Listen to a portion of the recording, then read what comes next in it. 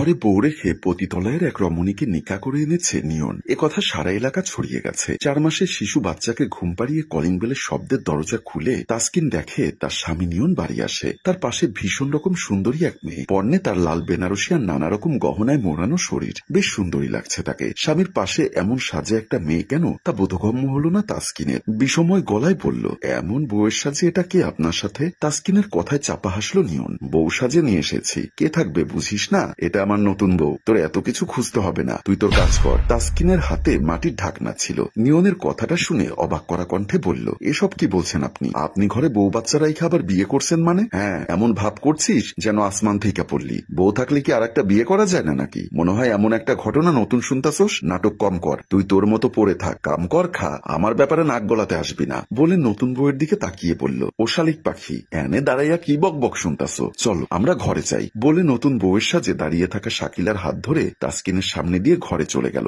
তাসকিন হাঁ করে তাকিয়ে রইল সেদিকে। তারপর পেছন ছুটলো তাদের। আপনি বিয়ে করছেন ভালো কথা, এই বাড়িতে কেন নিয়ে এসেছেন? এই বাড়ি থেকে বের করেন এই মেয়েকে। দেখ তুই বেশি করতাছোস। আবারও বলতাছি, চুপচাপ থাক, কানের কাছে ঘ্যান ঘ্যান করিস না। খিদা লাগছে, খাবো আমি, রান্না কর যা। নিয়নের কথায় গর্জে উঠল তাসকিন। এই প্রথমবার গলা উঁচু করে কথা বলছে সে। ও, আমি রান্না করবো আর আপনি বউ নিয়ে বসে বসে খাবেন? কখনোই না। এই বাড়িতে হয় আমি থাকবো, নয়তো আপনার এই বউ থাকবে। তার কথায় পৈশাচিক হাসি হাসলো নিয়ন। তাহলে চলে যা, দেখি কোথায় যেতে পারিস। কোথায় বা যাবি? সেই ভাইয়ের বাড়ি? আরে গিয়ে দেখ কতক্ষণ থাকতে পারিস। সেই তো আমার কাছেই ফিরে আসতে হবে। তাই বলছি এত কাহিনী না করে চুপচাপ পড়ে থাক নিজের মতো। অপমানে মূর্ছা গেল তাসকিন। দুঃখে কষ্টে ঘর থেকে বের হয়ে গেল। পাশের রুমে 4 মাসের ছেলে তাহিন ঘুমোচ্ছিল। কান্না ভেজা চোখ নিয়ে ঘুমন্ত ছেলের কাছে তাকালো তাসকিন। বুকের ভেতর জমা কষ্টটা যেন এবার বাঁধ ভেঙে পড়ল। হু করে কেঁদে উঠল সে। তার কান্নার শব্দে ছোট তাহিন নড়ে চড়ে উঠছে দেখে নিজেকে সংযত করল সে। তাহিনের ঘুম ভাঙতে দেওয়া যাবে না এখন। ঘুম ভাঙলে কান্না করবে, আরো কত সমস্যা, তখন বের হতে লেট হয়ে যাবে। তাই নিজের কান্না থামিয়ে একটা ব্যাগে কাপড় চোপড় ভরে নিল তাসকিন।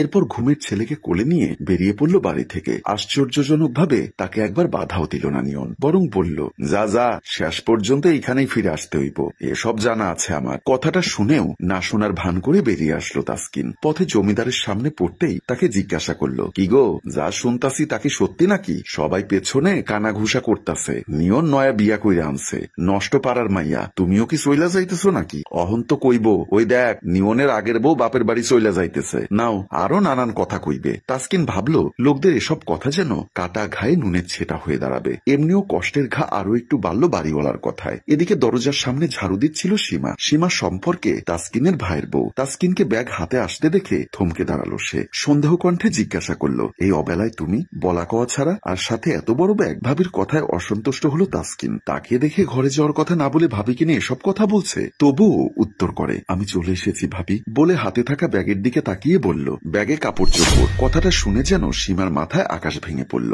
চলে এসেছো মানে কি? আর কেনই বে এসেছো? ভাবির কথায় রীতিমতো কষ্ট বাড়ছে তাসকিনের। কোলে থাকা ছেলের দিকে এক পলক তাকিয়ে দীর্ঘশ্বাস ত্যাগ করে বলল, ভাবি উনি আর একটা বিয়ে করেছে, মানে দ্বিতীয় বিয়ে, তাই আমি চলে এসেছি। কি বলছো কি তুমি? বিয়ে করেছে বলে তুমি চলে এসেছো? যে লোক তোমারে বিয়া করছে সে কি তোমারে নিতে আইবো নাকি? আর পুরুষ মানুষ 2টা বিয়া করতেই পারে, এতে দোষের কি আছে? তাই বলে তুমি চলে আসবা? আরে বিয়ে করেছে কিন্তু তোমাকে তো তালাক দেয়নি, তো তুমি কেন চলে আসবে? না না বাপু, তোমারে তো এই বাড়িতে রাখা যাইবো না। ভালো ভালো আসলে না হয় 2-1 দিন থাইকা যাইতা, কিন্তু যা ঘটনা শোনাচ্ছ এতে তো জায়গা দিলে মাথায় চড়ে বসবে। আচ্ছা ঘটনা কি? তোমার স্বামী কি তোমারে বাইর করে দিছে নাকি নিজে থেকে চলে এসেছো? বের করে দিবে কেন? বের করে দেয়নি, আমি নিজেই চলে এসেছি। বলি মাথা কি ঠিক আছে তো তোমার? চলে আসতে বলেনি তো কেন বের হয়ে আসলে বাড়ি থেকে? দেখো তুমি আমার ছোট বোনের মতো, তাই ভালোর জন্য বলছি, সন্ধ্যার আগে চলে যাও স্বামীর বাড়ি। তোমাকে তো বাড়ি থেকে বের করে দেয়নি, বিয়ে করতেই পারে। তুমি তোমার মতো করে থাকো মাটিতে কামড় দিয়ে, নয়তো বাদ ভাঙলে এই ছেলে নিয়ে কই যাবে? আমাদের যে অবস্থা, এখন কি আর একটা বিয়ে দেওয়া যাবে তোমার? আর তোমার ছেলেরই বা কি হবে?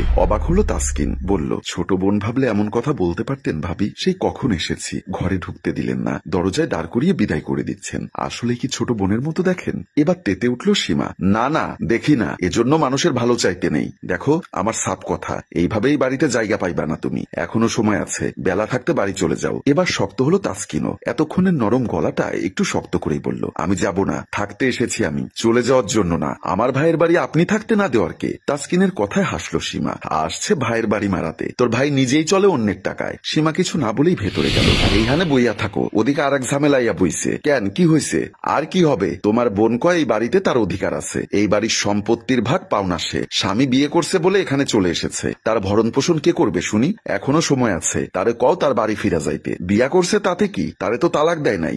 থামো তো, আগে দেখি। তাসকিন তখন সোফায় বসেছে। হামিদ এসে বলল, কি হয়েছে? তোর ভাবি যা বলছে তা কি সত্যি? তুই বলছিস এই বাড়িতে সম্পত্তির ভাগ পাও না? তুই ভুল কিছু তো বলিনি ভাইজান, সত্যি তো বলেছি। কিসের সত্যি? তোর বিয়ের সময় যে যৌতুকের টাকা দিতে যে বাইরের 1 খণ্ড জমি বিক্রি করছি, সে কথা ভুলে গেছিস নাকি? আর বাপ মারা গেছে আরো কত বছর আগে, সেই থেকে তোর খাওয়া পড়া এত সব খরচ দিয়েছি, আজ এ কথা শোনার জন্য নাকি? ভাইয়ের কথায় অবাক হলো তাসকিন, কি বলবে বুঝতে পারলো না। হামিদ আরো বলল, দেখ আমার ঝামেলা ভালো লাগে না, আমি নিজে চলি শ্বশুর বাড়ির টাকায়। এসেছিস আজ রাতটা থেকে কাল সকালে চলে যা, আর তোকে সম্পত্তির কোনো ভাগামি দিতে পারবো না, এই বলে দিলাম। নির্বাক থামলো তাসকিন। ভাই যে ভাবির কথার বাহিরে কিছু বলবে না আর তা বোঝা হয়ে গেছে। 1 রাত কি 1 মিনিট এখানে থাকলে দম বন্ধ হয়ে মরবে সে। আর কোনো কথা না বলে চুপচাপ বেরিয়ে গেল বাড়ি থেকে। হামিদ একবার ডেকেছে অবশ্য, কিন্তু সীমা ডাকতে না করায় আর ডাকেনি। সবটা কানে আসলো তাসকিনের। 4 মাসের ছোট ছেলেকে নিয়ে কোথায় যাবে সে? ভাবতে গেলে কুল খুঁজে পায় না। ভাবনার ভান্ডারে ভাবনার অভাব পড়ে। কি করবে, কোথায় যাবে? একা থাকলে না হয় একদিকে চলে যেত, দু চোখ যেদিকে যায়, কিন্তু কোলেজে তার ছোট্ট একটা বাচ্চা,